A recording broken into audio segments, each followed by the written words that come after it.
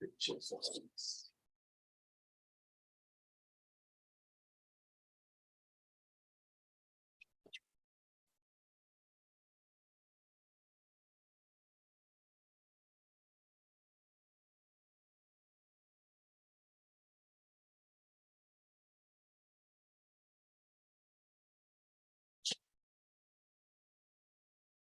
We can get a bag and throw a lot of this stuff need to go in the trash. Yeah.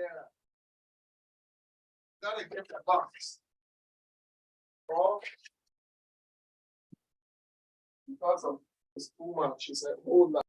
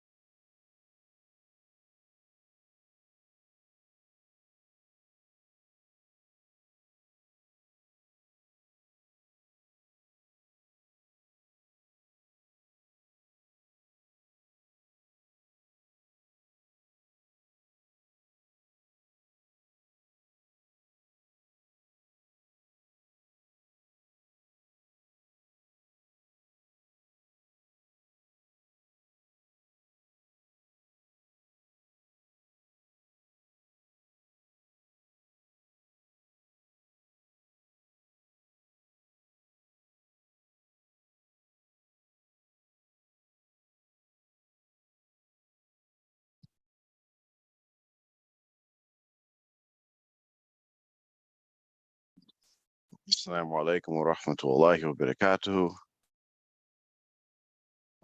Waiting room.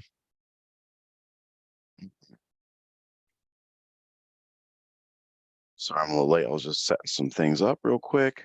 Inshallah, let's get this off. Okay. I'll be right there in 1 second. I just have one last thing to do. Inshallah. Trying to get a little bit organized for these. Excuse me. All right. Go with that one.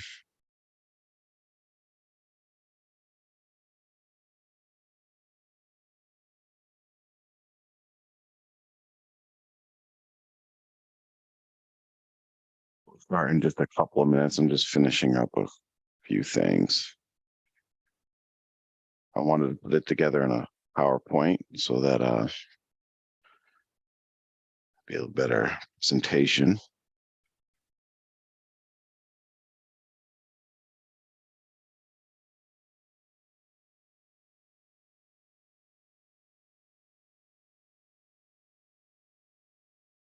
Anybody just that's joining us, and right now we're gonna start in just one moment, inshallah.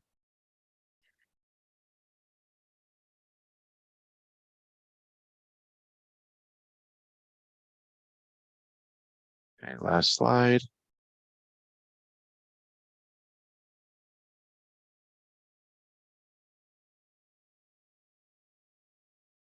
All right. Okay, let's get back into it. So I got that going. We got the live going, I believe.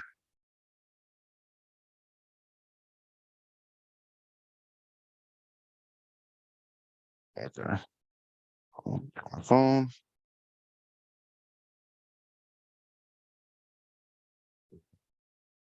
Inshallah. أعوذ بالله من الشيطان الرجيم. الحمد لله رب العالمين. الصلاة والسلام على رسول الله صلى الله عليه وسلم. Assalamu alaikum, everybody. Thank you for joining. Again, this is meant to be an open conversation. If anybody has any questions, any comments, any input, just jump in, turn your mics off, type a comment, whatever you want to do. It's a very informal conversation we're having, inshallah. I'm going to have like a format. And what I decided to do, instead of me coming up with topics every week, because I don't have time every week to come up with topics, I'm going to follow basically this book right here. I don't know if you guys can see it good, but ooh, maybe take the blurry background off. Let's do that.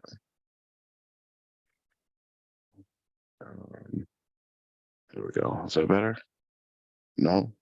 Here, we'll just Google it. That's what we'll do. We'll use the internet.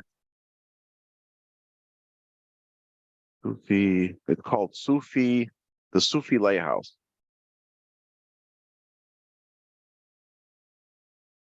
Okay. And you can find it right on Amazon.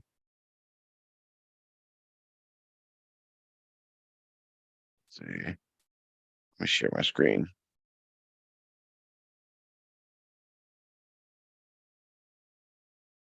So that's the cover of the book. It's by Bill Whitehouse. You can find it right on Amazon. It's like 20 something bucks. It's a great book. It's gosh, like 600 pages. It is like the one thing, other than the Holy Quran and the Sunnah, that really helped me put this stuff into perspective as far as spiritual abuse, Sufi cults, because it's written by a psychologist. He has multiple PhDs. So it comes from the psychology aspect of it. And it really breaks down about spiritual abuse. It gives you everything you pretty much like need to put this stuff into perspective. I'm not a psychologist, I'm not a therapist or anything like that, but I'm very interested in how our minds work. And there's a lot of stuff that we may go through in this process of disconnecting from a cult, or even if we weren't part of a cult, dealing with family members that are in a cult. that this actually puts names and definitions and together, so you actually can recognize certain behaviors and certain thought processes that we go through. So I'm just going to go. That's what these weekly conversations are going to be. It's just me going through this book. Again, it's 600 pages. It is about, and it's not going to go through it in detail. I suggest everybody get this book and just start reading it. And you don't even have to like read it in order. You can just pick a chapter like, hey, I want to learn about this. Let me read about it. There are, 54 chapters, right? And this guy, Bill Whitehouse, he's from Canada. He's a Caucasian brother, Muslim. But again, he's educated. He's got a doctorate in psychology. He's written multiple books. Let me pull up the chat. Like, salam, everybody. He's written multiple books on Sufism and spiritual abuse. He's started support groups and all different things. He's older now. I think he's like 70, 80 years old now. But for people that comes from TMOA, you'll read this book and you will actually think like, wait, this guy must have been in the TMOA Jamaat in Canada or something, because it's literally just like word for word describes everything that we've been through. So I'm just going to go through that and we can just have our conversation based on that. The first chapter is, let me stop sharing this screen. Okay, what Sufi order was he a part of? Can you add this book to the chat? So yeah, let me do the chat first. So I get it right on Amazon. The link in the chat. I'll put it on the YouTube as well, inshallah. But as far as what Sufi order was he a part of, he takes a stance and he writes a whole chapter on it.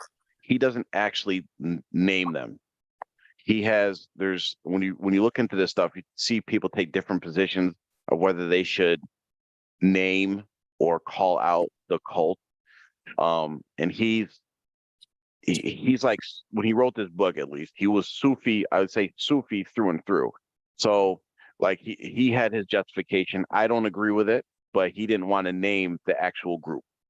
And I think, and if I remember correctly, the way he justifies it is his experience with the group and the cult leader might not be the same as somebody else. So he didn't want to like paint that for somebody else, which was kind of weird to me. Like, I think it actually goes against the Islamic principle of enjoining good and forbidding wrong. But nonetheless, it's still a lot of good information in it. And I'm pretty sure he puts enough information in there that if people knew the group, they would know who he's talking about, but I have no idea which Sufi group he's talking about. Yeah, exactly. I don't agree with that position at that, because if you were abused by the group, then, you'd want to protect others from it. Okay. Let's see. So let me let me share my screen again.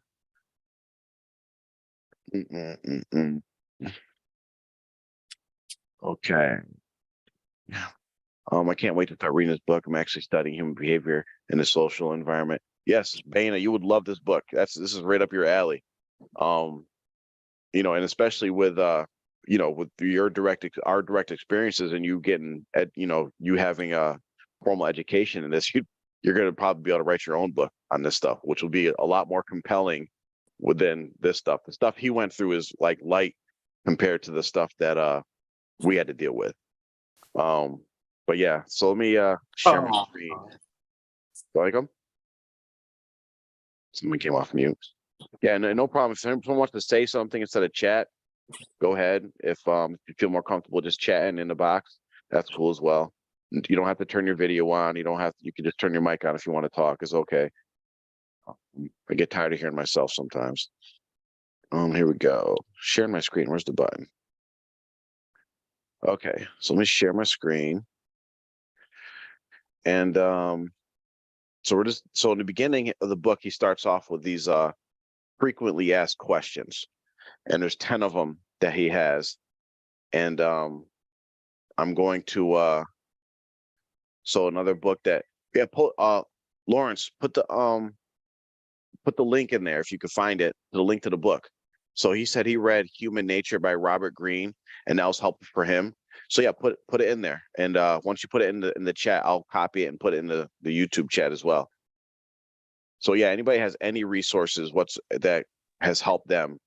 You know, a lot of people, like, for instance, one thing that we have to understand is that, okay, we're Muslim, right? And all the guidance that we need is in the Holy Quran and in the Sunnah, right? That doesn't mean that we can't use sources that are also helpful, and that using those sources might lead us to recognize where that guidance is in the Quran and the Sunnah, you know? So, but I like this book because the guy's Muslim and he connects the things to Islamic concepts as well. Go ahead, Lawrence. You had your hand raised. You got something to say?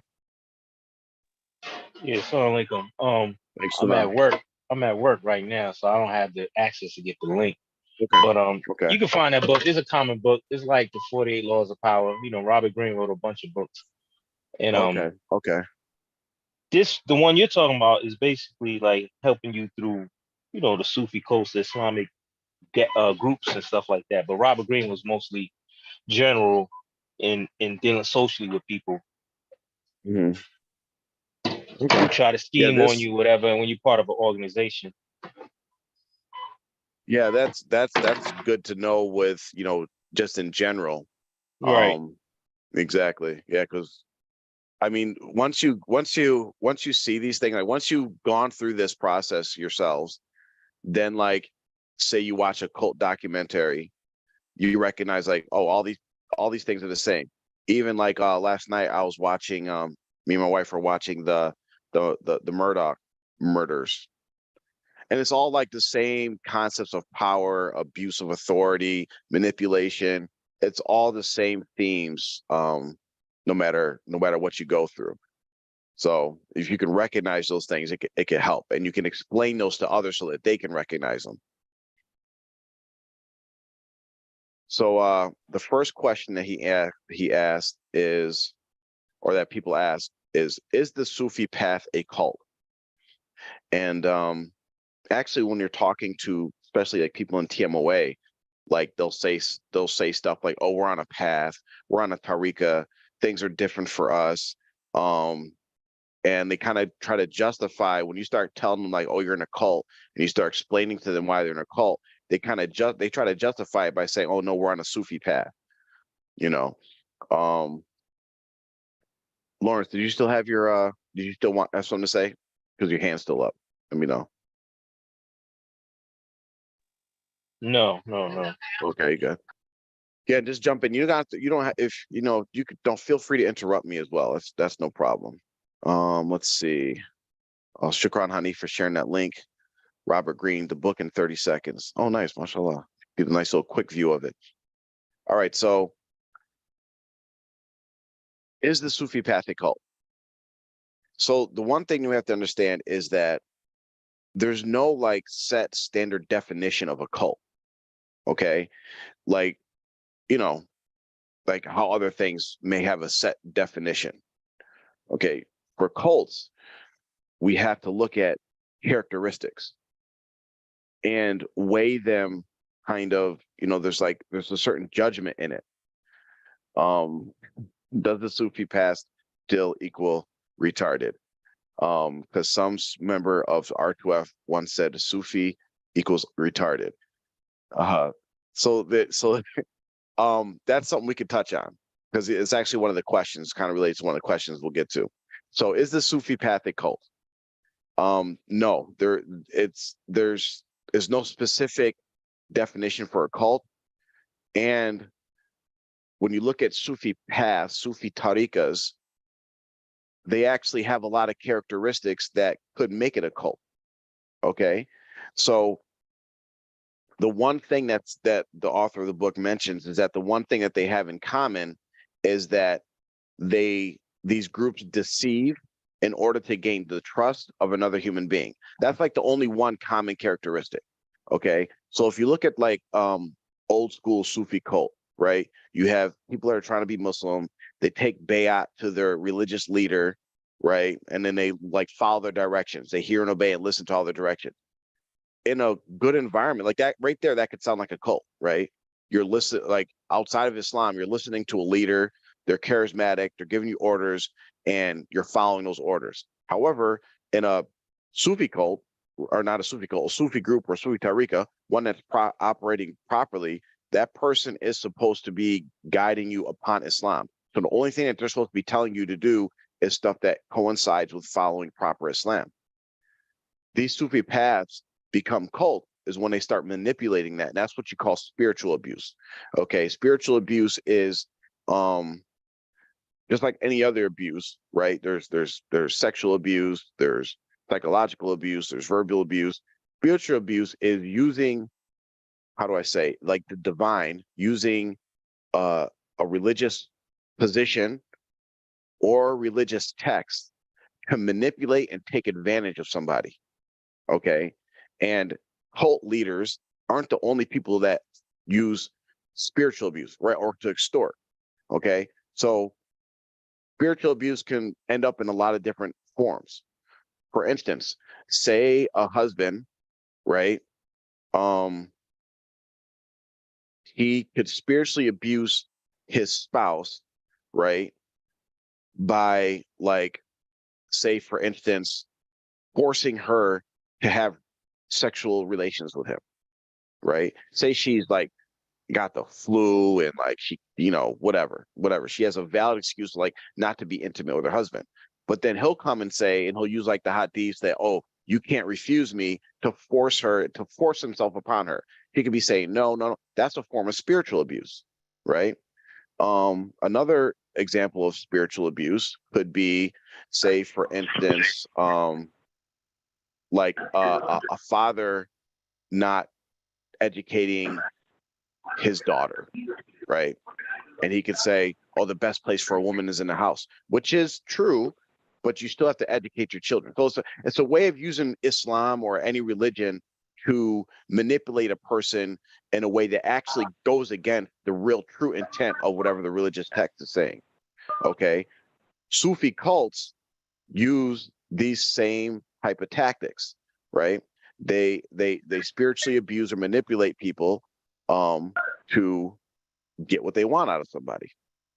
And the most important thing that we have to identify here is that trust, like there's things called power currencies.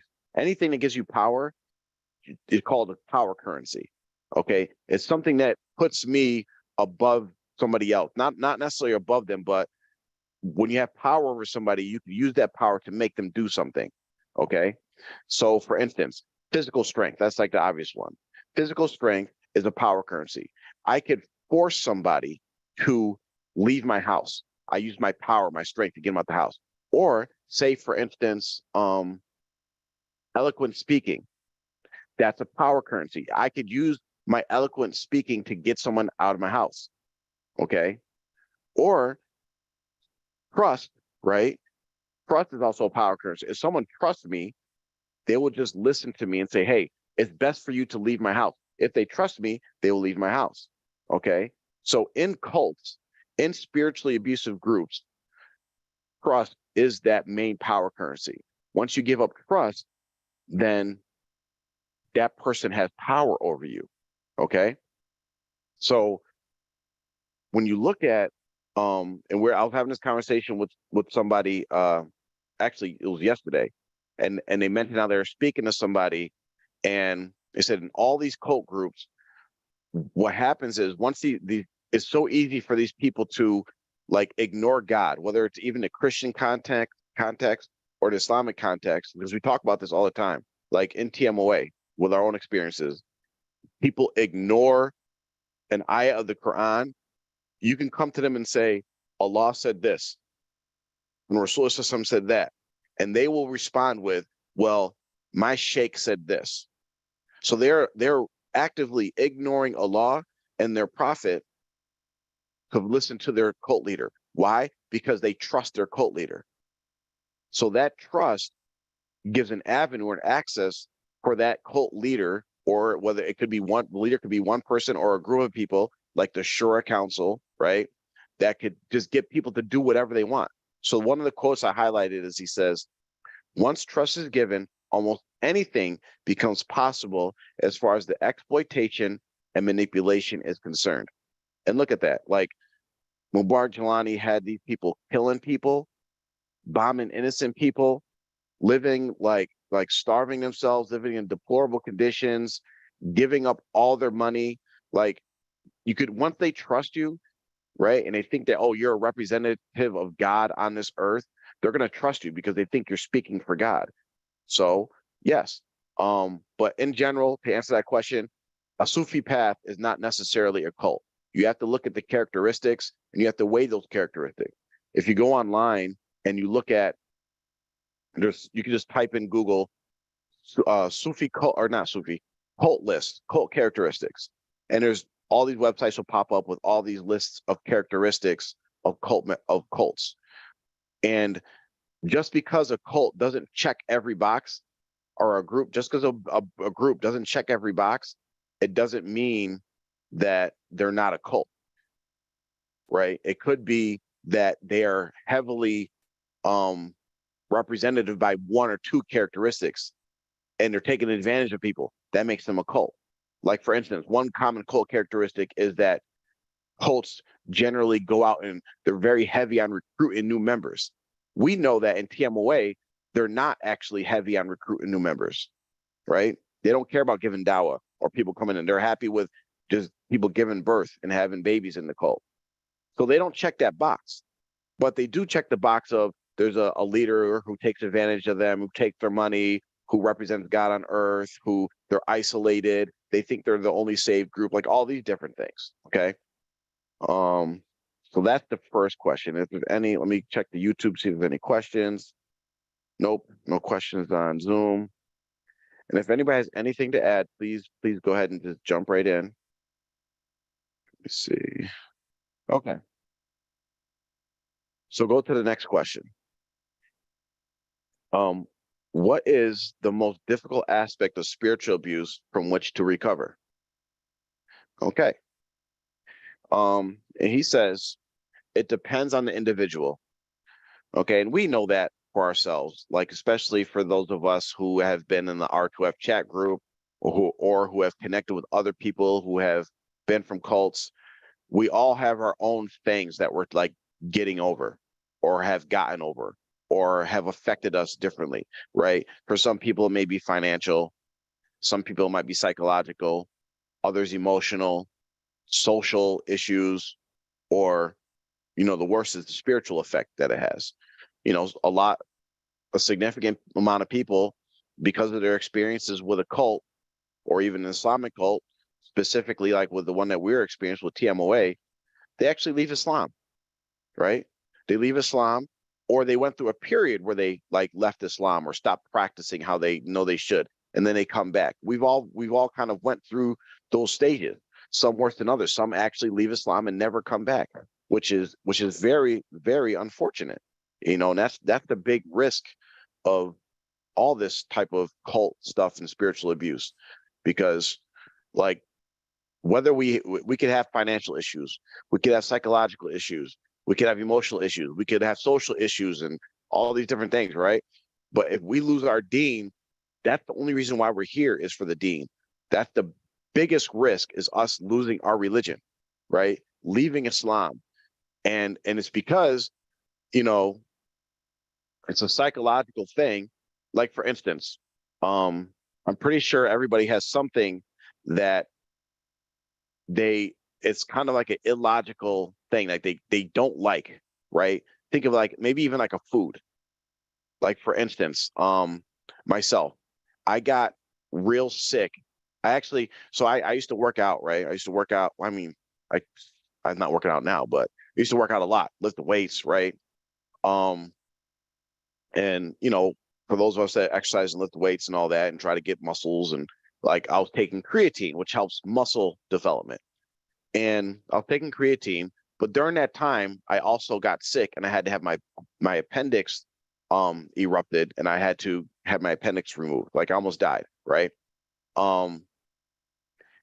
I mentally associate that with taking creatine, even though it probably had nothing to do with it, right? So I'll never like take creatine again because of that negative association. So people that leave cult groups, right? When they think of Islam, they think about the abuse they suffered in the cult group. So they become one thing. And Allah knows best, but these people that inflicted this abuse and this trauma on them and like caused them to leave Islam and caused them to associate this negativity with the beauty of Islam, that's on them, right? So that's the biggest risk. We had a question in here. It says, have they left Islam if they were never really in the religion, i.e. TMOA, Jelaniism? That's a good question. And again, I think it goes right back to it depends on the individual. Because we know the core beliefs of TMOA, they clearly are not Islam. Clearly take someone out the fold of Islam. If someone believes in, understands, and knows about the seven sultans, like that's not a Muslim, right? And there's other beliefs as well. But we also know that a lot of people in TMOA had no idea what this stuff was about, right? They have no idea of basic Aqidah in Islam, of what takes them in and out of Islam. So there's an ignorance there, right? There's a certain amount of ignorance there that Allah knows best, that I say for the most part, like, these people are Muslim until they demonstrate that they actually do understand, believe in these beliefs that actually take them out of Islam. And that's between them and Allah, really, So even if they never were Muslim, technically, it at least prevents them from becoming back to Islam, because they're like, no, in Islam, they beat kids. In Islam, they chain people up for going to public school. In Islam, they extort your money, right? That's not Islam. That's TMOA. That's a cult. Let's see. So someone raised their hand. Okay, we think we're good. Whoops, I skipped a question. All right, so he also mentioned that one of the biggest things that people have to deal with is that sense of betrayal. Like Islam. Yeah, Yep, I was just saying, like, some people just left because of how they were being treated. Mhm. Like, some of that stuff was, you clearly say it was inhumane. Yep. But they lose their practice of Islam, the strength of losing. Like, they don't practice as strong as they did when they was in the cult. I mean, I know a lot of people, they have a hard time dealing in that manner. Yeah. Yeah, it's really tough, because like, once you think that the cult represents Islam, like that's a very bad thing, right? Imagine being like a child of one of these people who, like, you find out like, oh yeah, he used to kill people or he planned to bomb people, and you think that's a part of Islam. Like, it's clearly not, or like, you see people get jumped, beat up, their property taken, their houses taken, right? That's not Islam, but that's business as usual in the cult. So this sense of betrayal and mistrust. He has a quote. He says, long after many of these kinds of problems are resolved, there remains a lingering paralysis of trust and one's willingness to invest that essential part of ourselves in anything else, whether it be oneself, another human being, or an organization of some kind. So this is actually very key. And this, I think, like, as far as all of us who have left the cult, right, we still have lingering issues. Let's see, some of the stuff you go through makes you question Islam. You must study and learn on your own and retrain your brain. It's difficult. Absolutely. Like, absolutely. Everybody that we kind of, when we talk about this, we all like have the same experience. Like, yeah, I had to learn Islam all over again, right from like ABCs, learn how to make salat again, learn what La ilaha illallah Muhammadur Rasulullah sallallahu alaihi wasallam means, like right from the beginning. So good point. But this aspect of trust and betrayal and how it affects us, like, moving forward. So like, I've noticed, even within myself, there's always, and I think some of it is healthy, but for some people it's not healthy. There's a skepticism with any other type of Islamic scholar, right?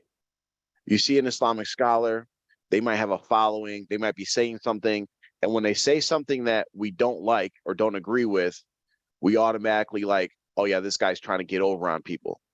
We have this skepticism towards them, right? Which is good to a certain extent, but at the same time, as Muslims, we are supposed to, like, people that are trustworthy, that prove to be trustworthy, that actually follow the Quran and Sunnah. It is okay for us to trust them to a certain extent, but we also know that that trust, that true trust, ultimate trust, should be with only Allah. Should only be with Allah. But also, we have to look at some of us, we may be having problems in our personal relationships, whether it's with our family members, whether it's with our spouses, our children, or even with like getting our own lives going again, because like we're skeptical about even ourselves, right? We're skeptical about giving our trust to anybody, you know. So that's something that, I'm not a psychologist, but that's something we all kind of have to work through even after leaving the cult. Okay. Fourth question. See if there's any questions. Assalamu alaikum. Walaikum salam, Lucia Mosley. How you doing? Okay. Where's the chat go? All right. So the next question is recovery just a matter of time healing all wounds? And again, this is another, there's no one size fits all for everybody. Like most of us will probably be dealing with the after effects of the trauma for the rest of our lives, you know. There's people are affected differently. Not everybody might not have the same experiences. Like for instance, someone may recognize that they were in the cult and leave the cult, but never have not one negative like experience. Like everything was fine for them. They just paid their membership dues and lived their life and everything was a-okay. They might not have anything to really get over or heal from, besides that they lost thousands of dollars giving their percent, which is, you know, once you want that, time will heal that because you're going to get back on your feet and you're start living your life. Other people might have suffered sexual abuse. Others might have suffered physical abuse. Others might have like lost their family and friends and all these other things. So everybody's going to be different. But one thing that he did point out, which is very key, and which is really like one of the backbone premises of even why we have R2F, is that he says individuals who debrief, disengage, or connect with others heal faster than those going solo. So what is that saying? It helps to go through that journey with somebody else, connecting with others, whether it be like a therapist or someone who specializes in like cult debriefing or these types of things, a counselor, an imam, someone that is trustworthy and following the Quran and the Sunnah, or just like how R2F did, is we just formed a chat group and started adding people who left TMOA, and we just talk about things. And it's amazing when we look back at, I think it was like 4 years ago now that we started R2F, 4 years ago.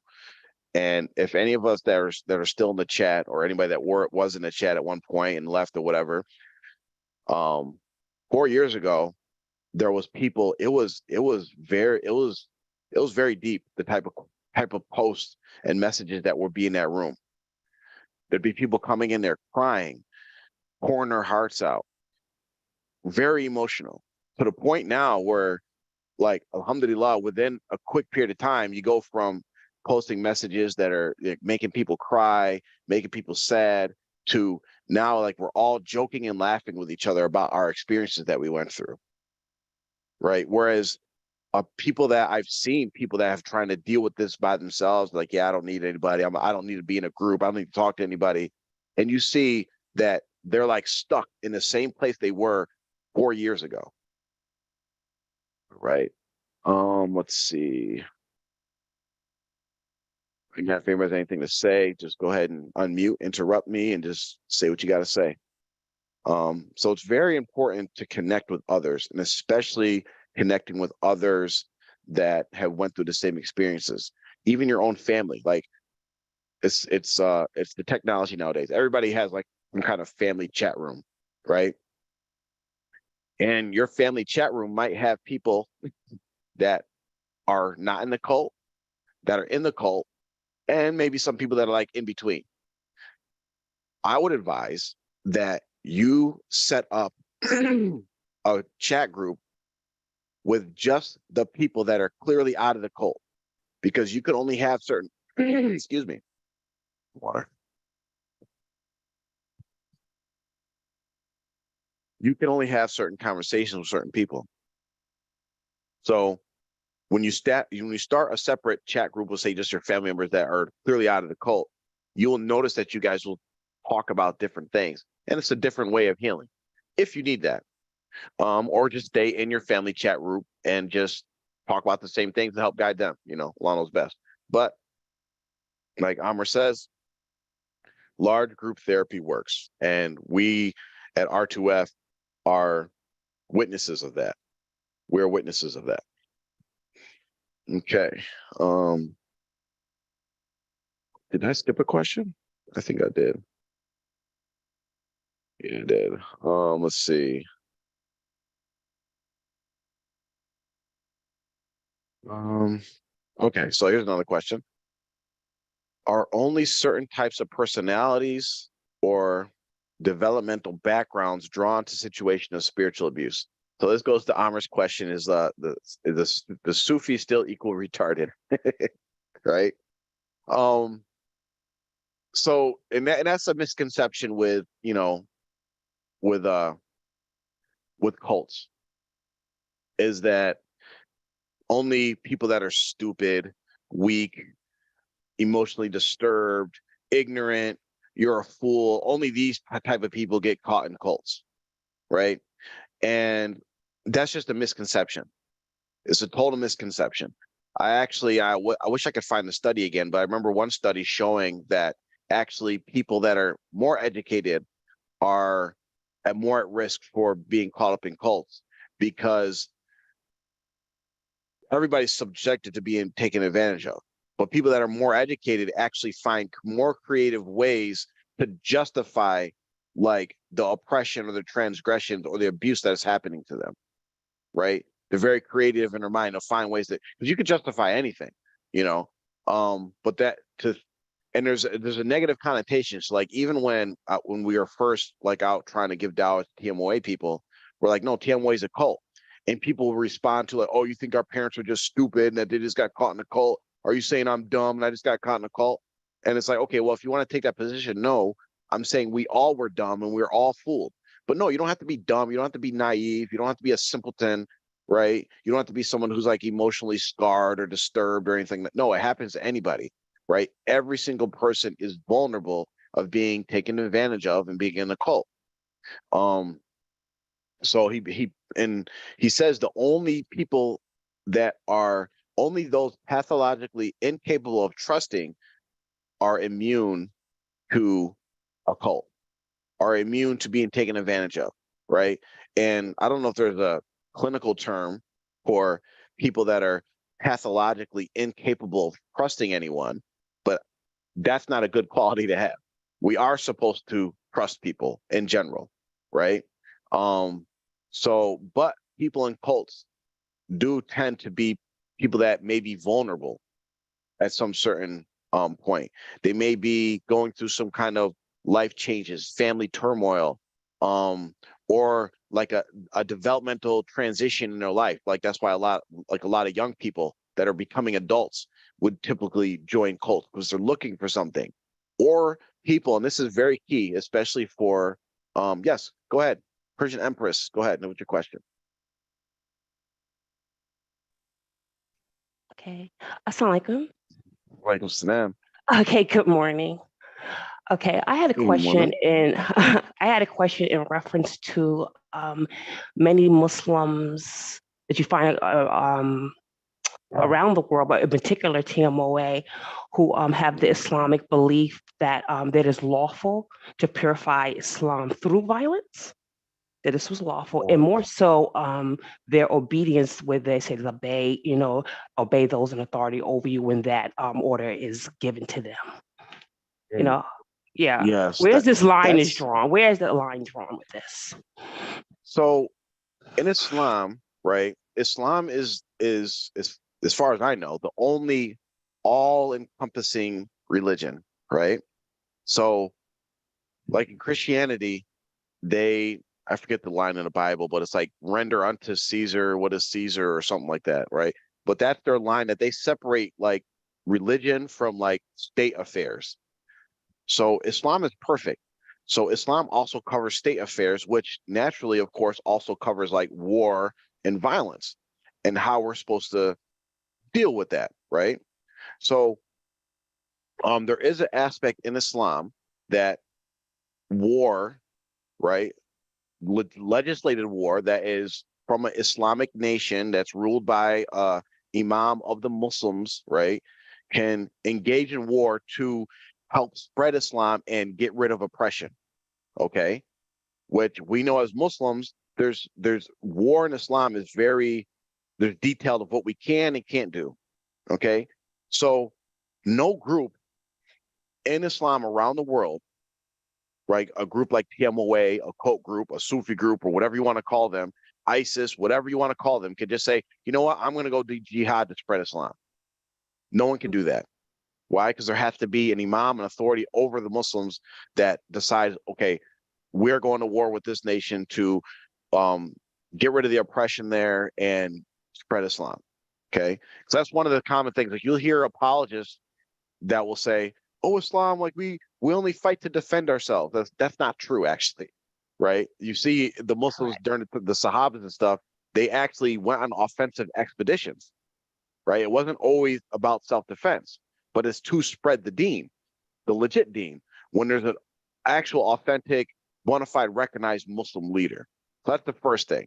So anybody like that's in like a group like TMOA, an organization or a small group that says we're going to use violence to spread Islam or carry out the mission of Islam or purify Islam. Nope, can't do it, right? You're violating Islam by doing that. So that's the first thing. Then anybody who's in a group, and this is the most common, he talks about this in the book, right? And when you go to the tafsir, right, and you go to, let's pull up the ayat actually. Let me stop sharing and pull up the ayat. Because this is an important thing that we all, especially in TMO, people from TMOA, need to be able to rebut this concept that people have in TMOA. Let me pull it up. Okay. What is this? In Surah Nisa, I don't know which number. Ayat, hear and obey those in authority. Surah Nisa, ayat 59. So let's go to Quran.com so I can have a nice view of it. 459. Okay, so I'm gonna share my screen again.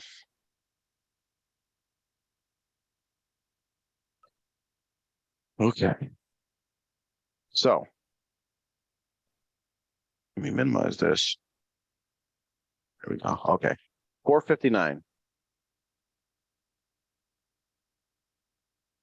Close this. There we go. Better view. 459. Allah says, "O believers, obey Allah and obey the messenger and those in authority among you. Should you disagree on anything, then fear it, refer it to Allah and his messenger if you truly believe in Allah and the last day. This is the best and fairest resolution." So what you will see in all deviant groups of Islam is that they love only quoting part of the Quran. They love quoting only just bits and pieces. So the part that we commonly heard in TMOA was this. They would say, obey those in authority. Let's see if I can do it. Obey those in authority among you. Right? That's all they would quote. They would even skip obey Allah and obey the messenger. They'll just say, hear and obey those in authority amongst you. Hear and obey those in authority above you. Hear and obey those in authority above you. That's only obey those in authority among you. That's 6 letters out of this whole paragraph of an ayat, right? Mhm. So that's the first thing, right?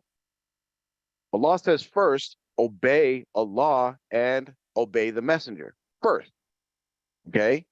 So that right there, without even reading the rest of the ayat, we have to say, okay, I have to obey Allah and obey the messenger, and then I have to obey those that are in authority above me. But okay, so I do have to listen to those in authority above me, but that can't violate me obeying Allah and the messenger. Then Allah clarifies that by saying, could you disagree on anything, right?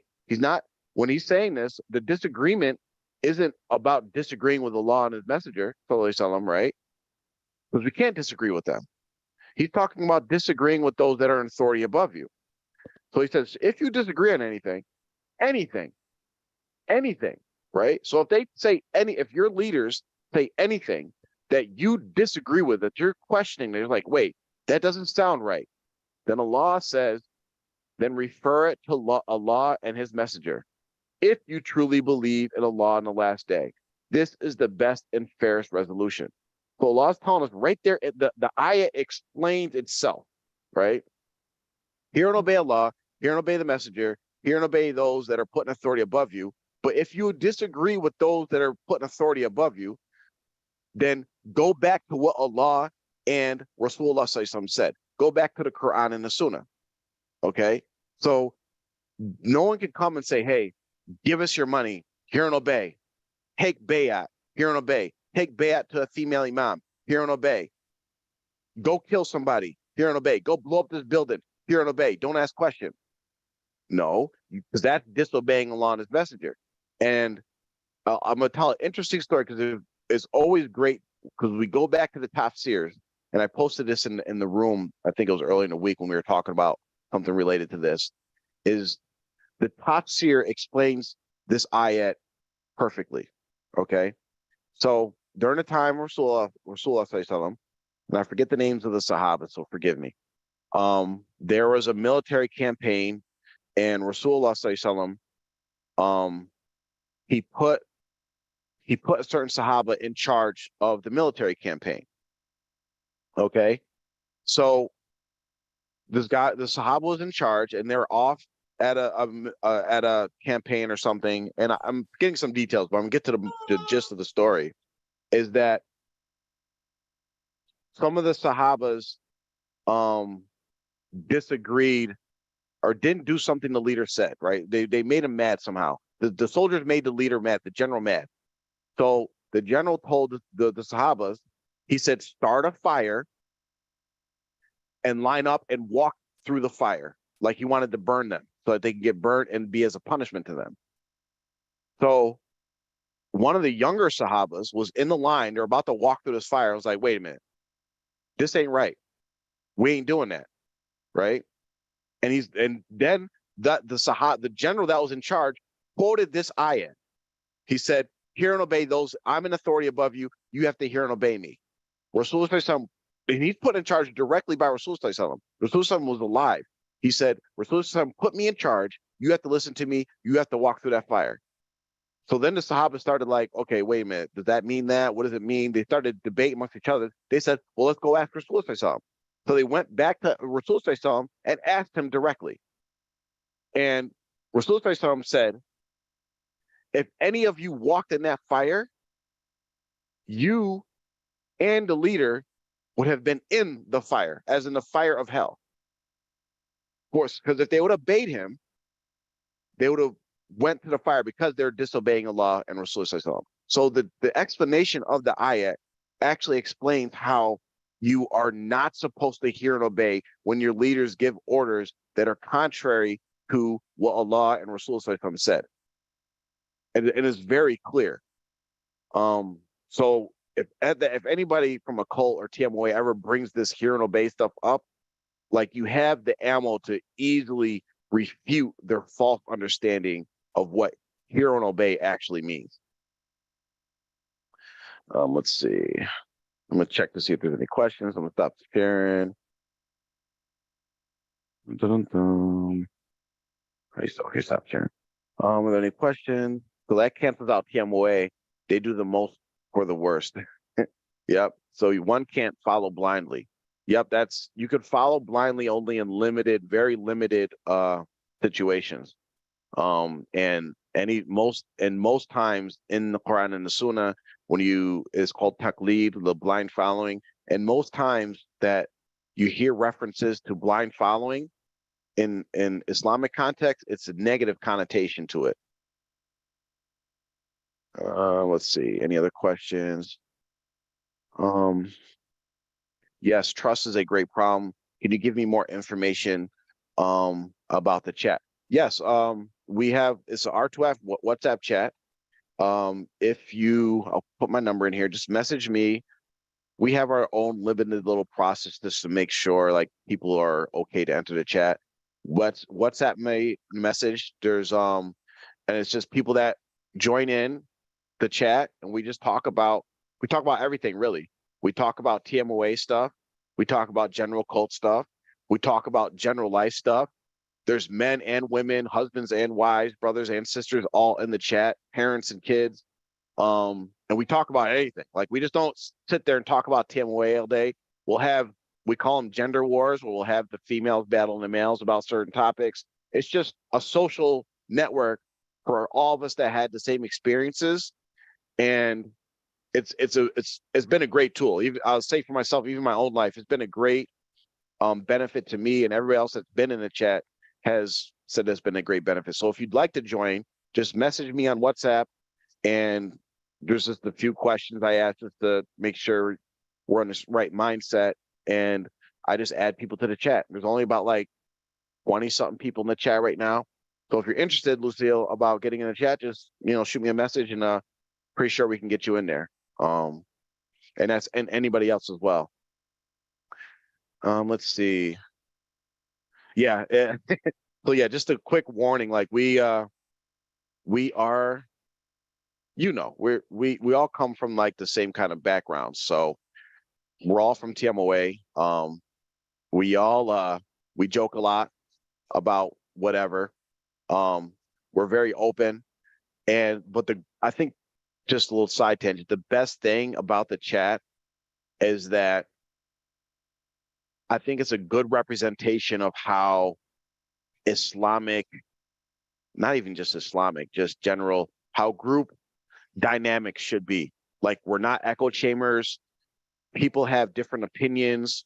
We will have healthy debates. We don't submit to just one person. There's nobody in charge of anything. We recognize and respect everybody. It's actually a very, very, very good chat. So, but you have to be ready for it, because we do joke a lot and we are very opinionated naturally. But it's a good place to be. All right, so let me get to the last question here. How to take steps in getting your Islamic rights to make the cult leaders and followers hear you. From my experiences, well, let's say the best answer to that is that it has to come from like a group, I think. And you see how the effect of R2F is just a bunch of individuals coming together and putting out, trying to get heard. Individually, like one of us isn't getting heard, we're just going to get ignored, right? So when you come together with other people, you actually become more powerful and you become a stronger voice. Where 4 years ago, we were R2F. People in TMOA were like kind of paying attention, not really paying attention, mostly trying to ignore us. People in TMOA, leaders in TMOA were saying, don't watch them, they're nothing, they're barking dogs and all that, right? Where now, just a week or two ago, you have their imam making complete references to R2F, which shows that even the imam of TMOA, Zainab Adams, is watching our content. So they're hearing us. As far as actually getting our Islamic rights, I wouldn't put too much hope on that. I don't have any hope of getting my Islamic rights from a group that doesn't practice Islam. So our rights Allah is just. We will get our rights, but most likely it'll happen at a place where it's detrimental to them. And that's on the last day of judgment, or that's on the last day, the day of judgment, where we all get our rights, where justice is served completely, where for those who violated us, who oppressed us, who transgressed us, we will get some of their good, we will get their good deeds, right? We will get their good deeds if they do not seek forgiveness and restore the right that they denied from us. We will get their good deeds. And when they run out of good deeds, they will take our sins. We will give our sin to them, like, all right, take these. So that's the justice. So I'm not even like, really, we're gonna get our rights. And it would be nice for them if they give us our rights and seek forgiveness in this world, but I wouldn't expect it. Like, for instance, Mubarak Jalani, he transgressed, oppressed, and violated thousands of people. Allah knows that. Well, we know that he hasn't sought forgiveness from those people, at least not all of them. We have no idea whether he died upon whether he sought forgiveness from Allah from that. Either way, the people that he did not directly give them their rights or seek forgiveness from them, they're going to get a portion of his good deeds on the day of judgment. And if he runs out of good deeds, if he died upon that falsehood, then none of his good deeds are going to count to him anyway. Then people will unload their sins on him. So we're going to get our rights. Let me get the last question here. We're running out of time. I think so. We covered that question. I think this is the last question. Okay, so the last question here, and there's 5 more questions we'll cover next week, inshallah. It says, once someone recognizes the abuse/cult, isn't leaving straightforward? The quick and short answer to that is no. It's not straightforward, as many of us know this, right? Even for ourselves. It took me a good, I would say, 3 to 5 years to actually like get up, like, okay, I need to get out of here, right? Especially within like the last 3 years, like around like 3 years before I left, that's when I was like, okay, yeah, this is a cult. Still like 90% is a cult, but still like 10% hold me back, right? And so it took years to get out. We know people that are like recognizing certain falsehoods, but still can't get out. We have people that are outright denouncing the TMOA beliefs, everything about TMOA, but are still in TMOA because they have family, friends, or they're somehow economically, whether it's their homes on the lands or connected somehow, that they can't just like upright and leave. Okay. Some people go through this phase, well, not some, a lot of people go through this phase where like they're actually doubting the realities. Like they're recognizing that, oh, the sheikh, the stuff he's doing was wrong, everything's wrong. But then they start doubting themselves because like, well, maybe something's wrong with me. Maybe this is shaitan influencing me. So it's very, very complex. Even after recognizing being in a cult, even after recognizing that things aren't Islamic, it's still a maze to trying to get out. And the best way to get out is just to keep making dua to Allah, right? When we make our salats, when we're saying, right, when we're saying to Allah, we're making dua to Allah, Ya Allah, guide us on a straight path. Really think about that and really put your heart into those duas. Like, Allah, please guide me on a straight path. When you're sincere and you're making that dua and you're calling out to Allah after every salat, you're getting up at tahajjud, you're reading Quran, and you're like, Allah, guide me, guide me, guide me. Send me signs, guide me to what is right. He will guide you. You will see things, like you'll have questions about something. Like everybody has the same experience. So many different people that when they were working their way out of TMOA, they'd be researching Islam. Like Sister Baina said, like you have to learn Islam. You have to do that even before you get out. Start relearning stuff. You'll have questions like, wait, the sheikh said I should make tawaf around the masjid, right? And that question will pop in. I was like, is this right?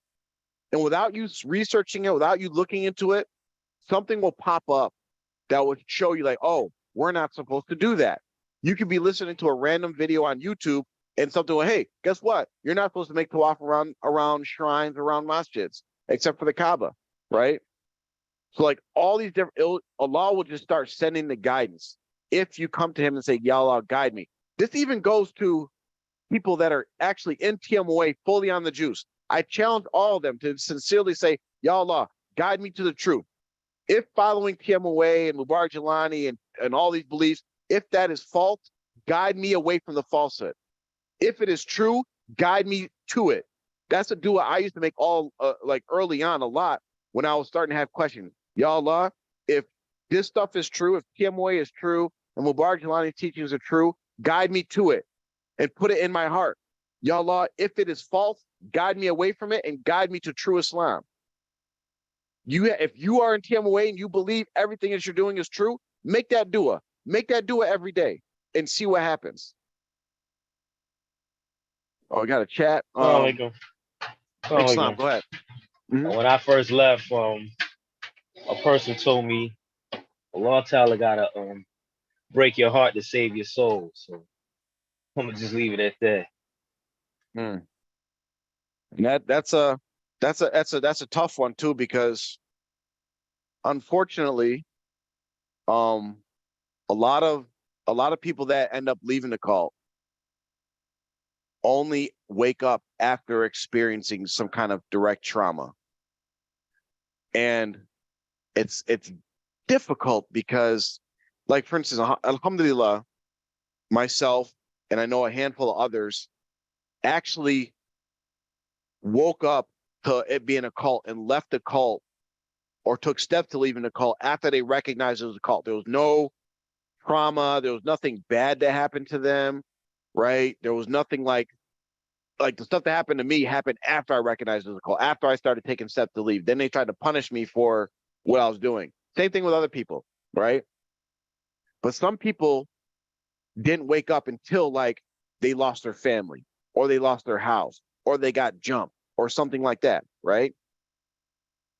And it's one thing we have to recognize is that throughout this process, Shaitan and his soldiers are always at work, right?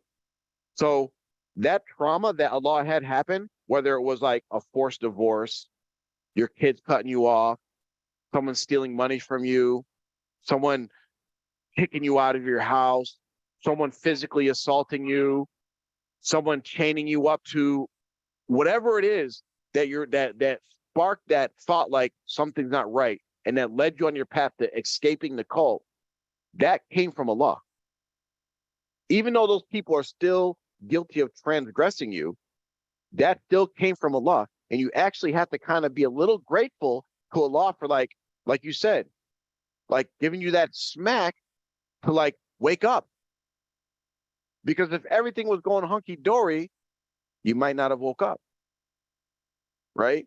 And then the trick comes in, because then after you wake up, then instead of you focusing on being grateful for Allah waking you up, learning your deen, improving yourself, getting your life on track, because you focus on the trauma, right? So say they kicked you out of your house, they kicked you off the land and your house.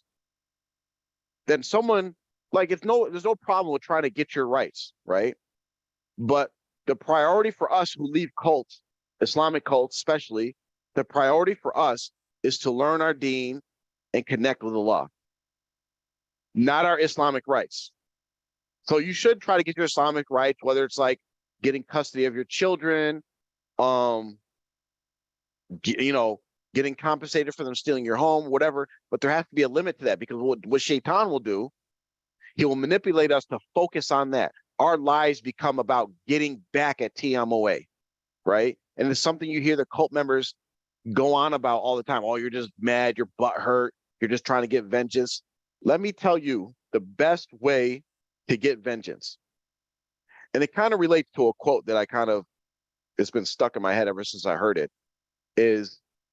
so the quote is, the opposite of love is not hate, it's indifference.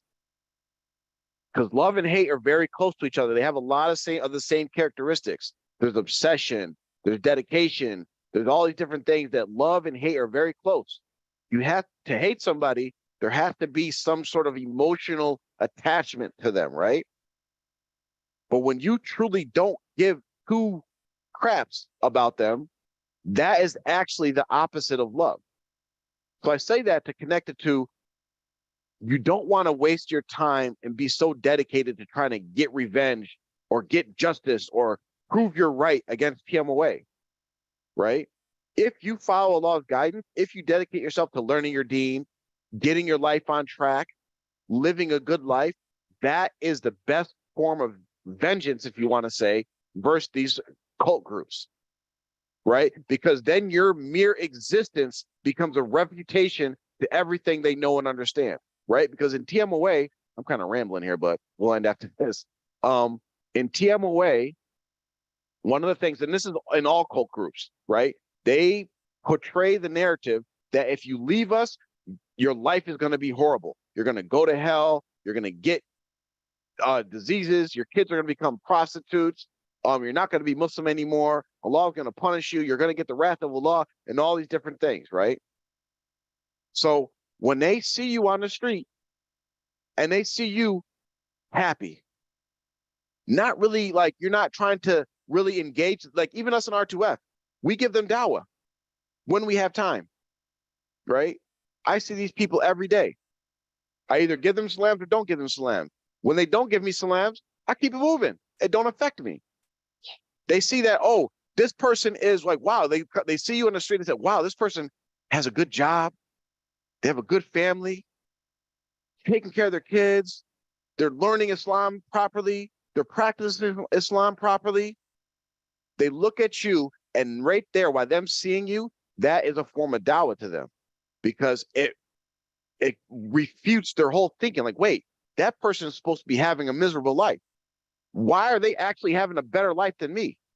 I'm on this land struggling, living in these broken down trailers. I can't even drive to my house in the wintertime because there's no road. This person's off buying properties, living a good life, traveling around the world, learning their deen. I could tell that they're becoming scholarly. They're memorizing the Quran, whatever it is, right? Oh, that person's kid became a hafiz. That is the best form of redemption and restitution and vengeance, or whatever words you want to use to like getting back at TMOA. But it all has to be for Allah's sake.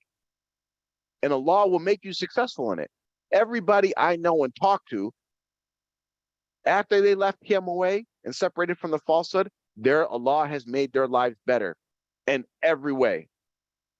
People that lost friends, I was talking to an individual the other day, he was kind of upset because like dealing with the fact that their family members and their friends were like treating them different because they knew that they weren't in the Jamaat no more, that they weren't believing in the stuff anymore, right? But by Allah, Allah says in the Quran, what he takes from you, right? He's going to replace it with something better. We just have to trust in him. He'll give you better friends. He'll give you better family members. He'll give you better job. He'll give you better everything. So just that's really what we have to really focus on. So the question in the chat is, do you think there's any benefit to being in a cult? People aren't going to like to hear this, but yes, there's a lot of benefit to actually being in a cult. And that's the hard part of it about it, is why a lot of people don't leave. There's a lot of benefit to being a cult. There's just think about it. Let's just use our common sense for a little bit. Let me check the questions real quick before I go on another random tangent. Okay, good. No questions. What your WhatsApp number is? What's your name? Okay, Lucille. My WhatsApp number is the one I just posted. My name is James or Jaffer Griffin. So just message me, or any of your family or friends that are interested, just tell them to message me. And we can go from there. One of the questions, so I'll be answering Mubarak's question first. And this is a deep concept. We probably should have a more detailed discussion about this. Let me get off this stop sharing screen. So, do you think there is any benefit to being a cult? So yes, there are plenty of benefits to being in a cult. So the main benefit to being in a cult is just the social aspect of it, right? It's fun to be in a cult, right? How many kids grew up in a cult? Like when you're young, going to retreats and stuff and being in the woods with your friends, playing basketball and Eids and all these different functions. Stuff is fun. right? A lot of us had good friends, right? Growing up in the cults. So that social aspect is there, right? That's a social benefit that you have for being in a cult, just like you have for being in any group. Just like, for instance, there's a benefit for being in a gang. Bloods and Crips join gangs for the benefits.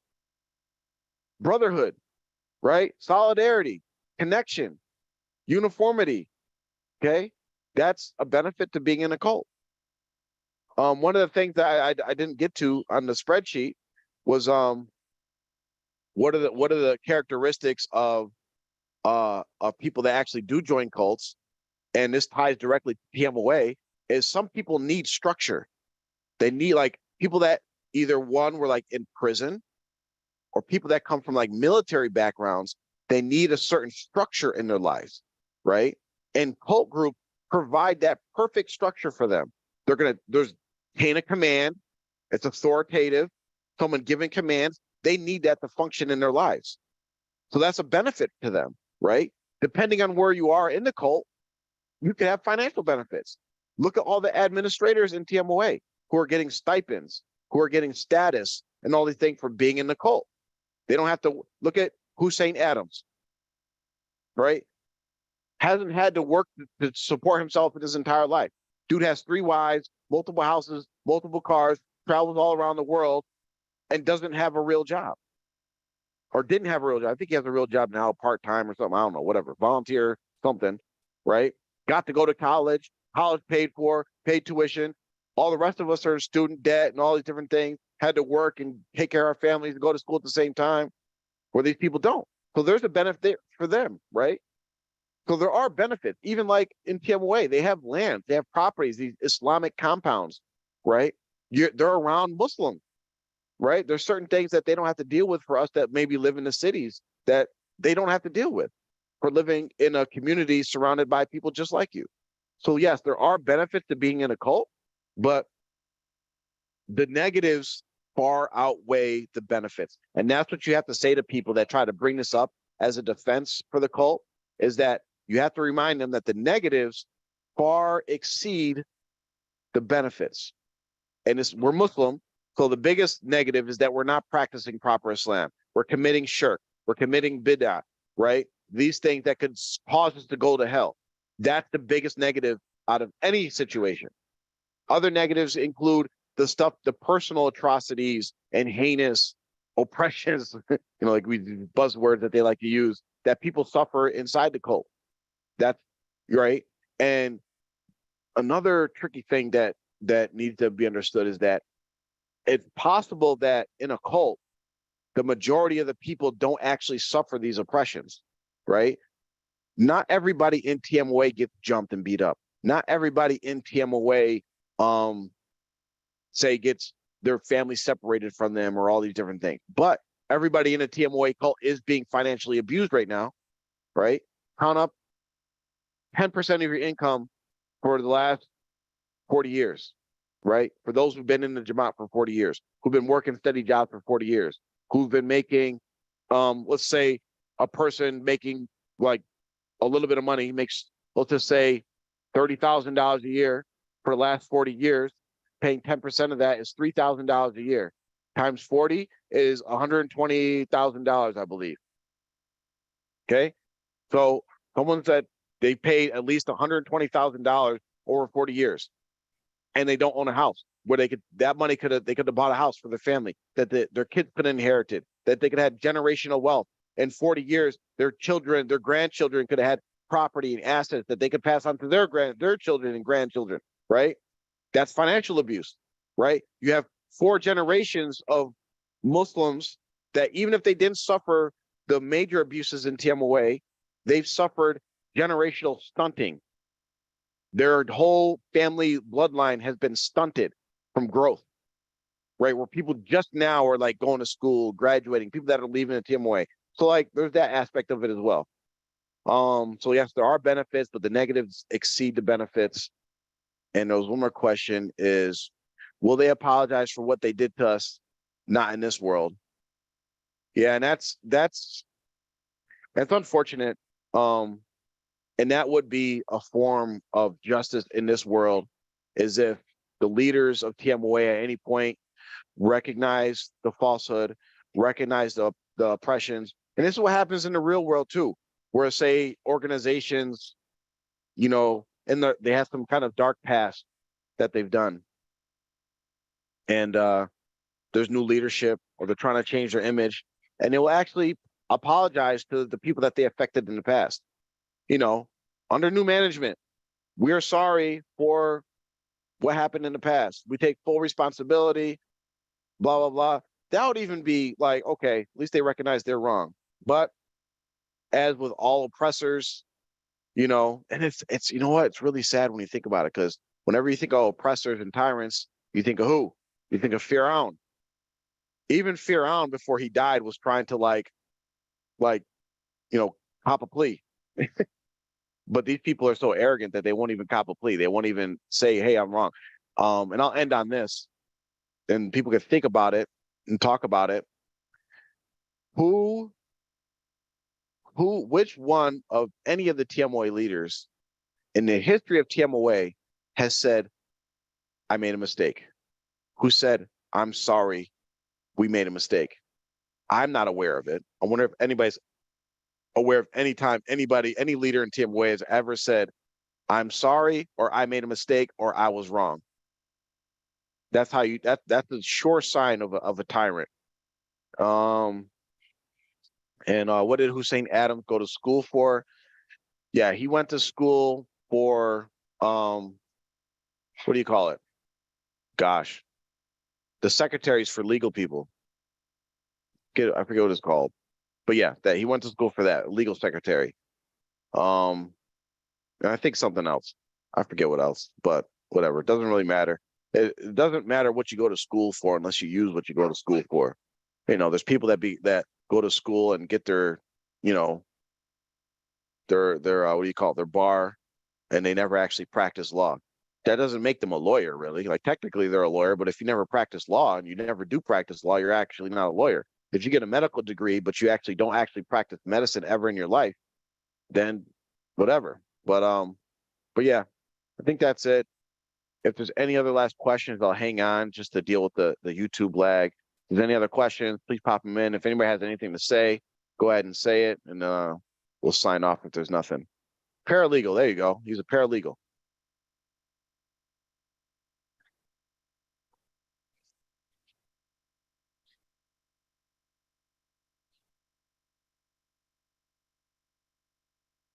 All right, so I think we're all good on the questions. Okay. Thanks for joining. We had a good amount of people, and I'd like to have this more often. And again, I have stuff that I'm prepared to talk about, and it'll be from this book. Yep, 1 second, buddy. Hold on. But if anybody else gets the book, you can come with your own topics from it to talk about. Or if you just want anything else to talk about, come. Try to join early, type it in there, or talk about it, and we can have open conversations about anything. Like if someone else wants to present something, if you have my number, you can send me a message like, hey, I want to talk about this week. I'll put some slides together and we can talk about it. You know, I want it to be an more open conversation, because I want this to be, I want people to see the benefit of just talking about this stuff. There's so much benefit in just talking about this stuff.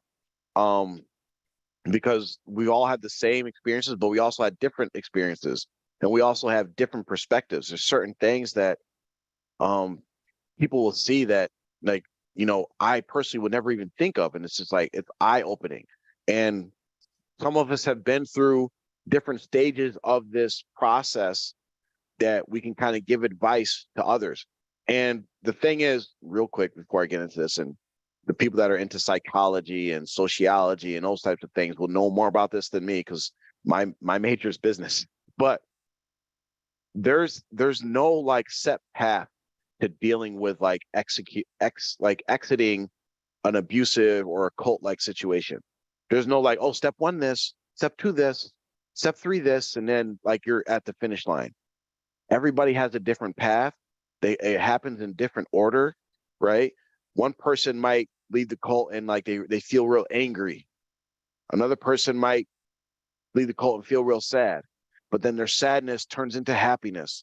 And then, but their happiness then turns to anger. While the other person might go through angry, sad, happy, back to angry. Everybody goes through a different process, but talking with each other, we've all been through one of these stages. You know, we can talk about it, learn from it, help others, and inshallah get to the point where I think, in my opinion, the light at the end of the tunnel is where we all get to a point where we can help others, whether it be our other family members or whether it be just strangers. Baina said, Shukran for doing this. Alhamdulillah, this is don't thank me. This is all I'm just trying to get. I'm a little selfish. I'm trying to get my blessings from Allah. That's it. Right.